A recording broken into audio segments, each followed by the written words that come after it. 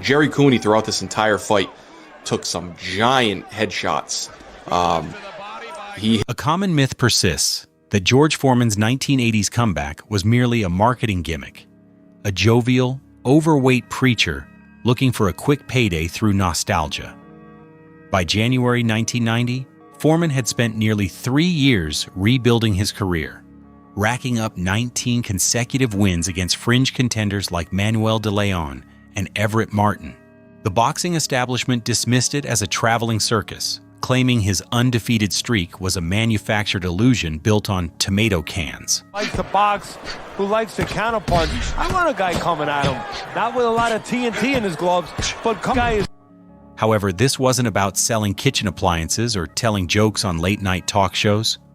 Foreman was testing a physiological theory that raw punching power is the last attribute to desert a heavyweight, even after a decade-long hiatus.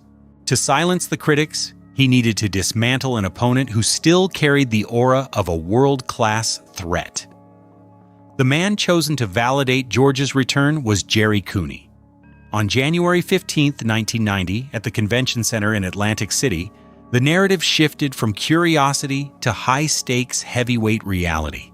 Cooney, a 6'6" power hitter with a devastating left hook, was staging his own comeback after a 3-year absence following his loss to Michael Spinks. The media dubbed the event the Two Geezers at Caesars, yet the physical stakes were anything but a joke. His opponent wanted the body, he wouldn't give it to him. Fundamentals, good count. Cooney weighed in at 231 pounds, looking lean and athletic, while Foreman tipped the scales at 253 pounds. While the press focused on their combined age of 74, the tactical reality was clear. Cooney possessed the height and reach to keep the older, slower Foreman on the outside, provided he could maintain his footwork. The bell for round 1 signaled a collision of 2 distinct mechanical eras. Cooney opened the fight with a snapping, educated jab, attempting to exploit his 2-inch height advantage. Hurt Derek, and Cooney is following him up. Now you'll see a flurry of punches. There's a flurry, a good right hand by Derek. Misses a left. Foreman didn't utilize the high-energy cross-arm style of his youth. Instead, he adopted a mummified stalking stance, using his lead hand to parry Cooney's incoming shots. The skepticism in the arena flickered when Cooney landed a sharp left hook that rattled Foreman's head. In his 1974 prime, George might have lunged wildly in response. In 1990, he simply absorbed the impact, his eyes never leaving Cooney's chin. Down, but able to get up to his feet. Teddy, what should he be thinking about now? Well, right now, just surviving, but if he survives... He was waiting for the younger man to commit to a lazy combination or tire his shoulders. It was a calculated game of anatomical endurance rather than a track meet. As the first round concluded, the punch statistics suggested Cooney was in control. But the body language told a different story. AC Penny. That's when the punches flew. Stylo responded with a right husky under the... Cooney had thrown more, yet Foreman's occasional clubbing jab felt like a telephone pole hitting a brick wall. Gil Clancy, Cooney's legendary trainer, appeared concerned in the corner because George wasn't breathing heavily, despite the pace. The fat man was actually a tank with a bottomless gas reservoir. This version of Foreman didn't need to be faster than Cooney. He just needed Cooney to stop moving for a fraction of a second. By the start of the second round, the distance between them began to shrink as Foreman's heavy pressure forced Cooney into the ropes, setting the stage for the most violent confirmation of the comeback. The bell for the second round sounded, and the atmosphere inside the Atlantic City Convention Center shifted from curiosity to a palpable sense of impending violence. George in a second round knockout. And he's going into his regular routine. He's very relaxed. Looked like Gerry Cooney, perhaps emboldened by his early success, attempted to re-establish his rhythm behind a long jab. However, George Foreman had already completed his diagnostic phase. He ignored the flicking leather, walking through Cooney's range with a terrifying indifference.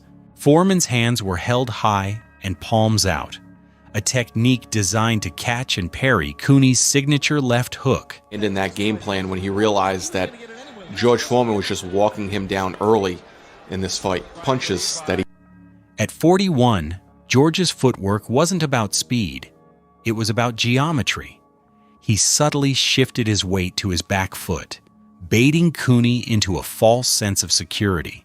When Cooney committed to a wide left hook, he left a microscopic window open, a gap Foreman had spent the last 3 years of his comeback preparing to exploit. With the counter shot.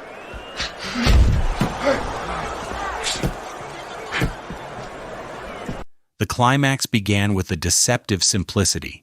Foreman landed a heavy, thudding left hook that didn't just move Cooney, it seemed to short-circuit his nervous system. Cooney's legs stiffened, his heels momentarily losing contact with the canvas. Before the gentleman could reset his guard, Foreman unleashed a straight right hand that carried the collective weight of his 253-pound frame. The impact was audible over the roar of the crowd. Cooney collapsed into the ropes, his body folding in a way that suggested the skeletal structure had simply given up. Referee Joe Cortez began the count, but Cooney's eyes were glazed, searching the rafters for a sense of orientation that was no longer there. The two geezers at Caesars tagline was dead. This was now a demonstration of raw, industrial power that defied the aging process. He returns the favor with a right hand of his own. Not what he was. That's a miss right there. Gerry Cooney managed to find his feet by the count of 9, a testament more to instinct than conscious thought. His trainer, Gil Clancy, looked on with a grimace, knowing that against a finisher like Foreman, standing up was often more dangerous than staying down. The sport of boxing is a brutal archive of such moments, where a fighter's pride forces them back into the path of a storm they cannot survive. Just as we strive to preserve these specific historical turning points for a new generation of fans, your decision to join our subscriber base ensures that the nuanced stories of these heavyweights remain at the forefront of the digital era. Of his comeback, his 19th knockout, decision to Everett Martin. As Cooney wobbled, Foreman didn't rush. He didn't need to. He approached his prey with the methodical pace of a man who knew the ending of the movie before the film had finished rolling. The final sequence is etched into heavyweight lore as one of the most aesthetically violent finishes in the division's history. As Cooney tried to clinch, Foreman used his massive forearms to create space, a veteran move that neutralized Cooney's reach. George then pivoted his hips and delivered a short, compact left hook, followed by a thunderous right uppercut. The uppercut didn't just lift Cooney's head, it seemed to suspend his entire body in the air for a fraction of a second. Cooney crashed to the floor face first, his arms splayed out in a grim silhouette. There was no need for a count. Joe Cortez immediately waved the fight off at 1:57 of the second round. The skepticism that had followed Foreman since his 1987 return vanished in that singular, devastating moment of impact. To avoid the body shots, your head moves, but your body doesn't. In the immediate aftermath, the ring became a chaotic theater of validation. Angelo Dundee, the tactical mastermind in Foreman's corner, stood in silent triumph, while George knelt in prayer. This wasn't the snarling, bitter Foreman of Kinshasa. This was a man who had transformed his public image from a terrifying specter into a grandfather figure, all while retaining the power to decapitate world-class opponents. The statistics were staggering. Foreman had landed 62% of his power punches in the second round. For Cooney, the defeat signaled the definitive end of his championship aspirations. For Foreman, the win over a legitimate top-tier contender meant that the joke of his comeback had become a legitimate threat to the heavyweight crown. He had proven that while speed is a luxury of youth, power is a permanent resident. Fine fundamentals, good counterpunch. The post-fight analysis focused heavily on the mechanics of the Foreman jab and his ability to absorb Cooney's best shots without flinching. Gil Clancy later remarked that he had never seen a man take Cooney's left hook so casually.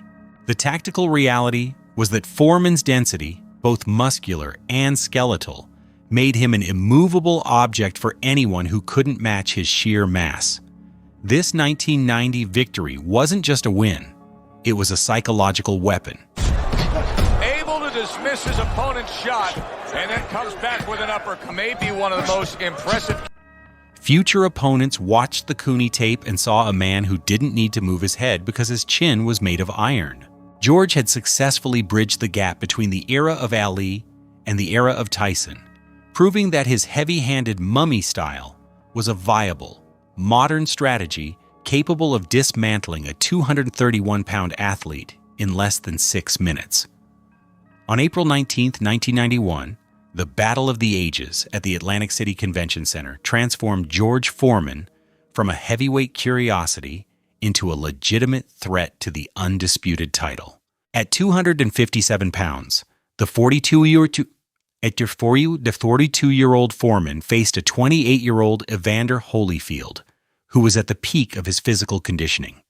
While Holyfield landed nearly double the punches, Foreman's granite chin became the story of the night. In the 7th round, a massive left hook from Holyfield staggered George, yet he refused to go down, returning fire with a clubbing right that forced the champion to clinch. Though Holyfield won a unanimous decision with scores of 116, 111, 117, 110, and 115, 112, Foreman had accomplished what no expert predicted. He had taken the best shots of the modern era's greatest technician and remained standing. If you want more deep dives into boxing's golden eras, hit the subscribe button now. The path back to the summit required Foreman to endure physical punishment that would have retired men half his age. On April 11, 1992, at the Thomas & Mack Center in Las Vegas, George faced Alex Stewart in a brutal 10-round affair. Stewart landed 344 punches, leaving Foreman's face grotesquely swollen, his eyes nearly shut by the final bell. Despite the visual damage, Foreman scored 2 knockdowns in the 2nd round, utilizing his massive frame to lean on Stewart and sap his energy. The majority decision victory was a testament to Foreman's sheer durability, but it also raised questions about how much more his 43-year-old body could absorb. This wasn't about speed or defensive footwork, it was a display of skeletal density and a refusal to yield to the biological clock. Are you enjoying this breakdown? Give the video a like to help the algorithm find other boxing fans. A setback occurred on June 7, 1993, when Foreman faced Tommy Morrison for the vacant WBO heavyweight title. Morrison, known for his own explosive power, defied expectations by boxing on the retreat, circling Foreman for 12 rounds to avoid the heavy-handed mummy. George struggled with the movement, losing a clear, unanimous decision. To the boxing press, this was the definitive end of the experiment. Foreman was 44, slow, and seemingly unable to cut off the ring against a mobile opponent. He spent the next 17 months out of the ring, a hiatus that most assumed was a quiet retirement.